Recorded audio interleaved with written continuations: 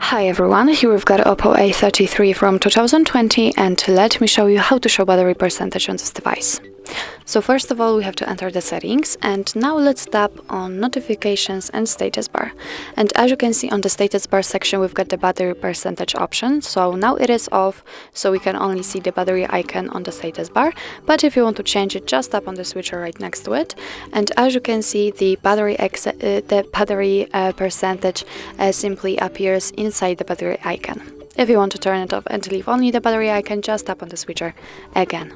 So actually that's all. This is how to show battery percentage in your OPPO A33 from 2020. Thank you so much for watching. I hope that this video was helpful, and if it was, please hit the subscribe button and leave the thumbs up.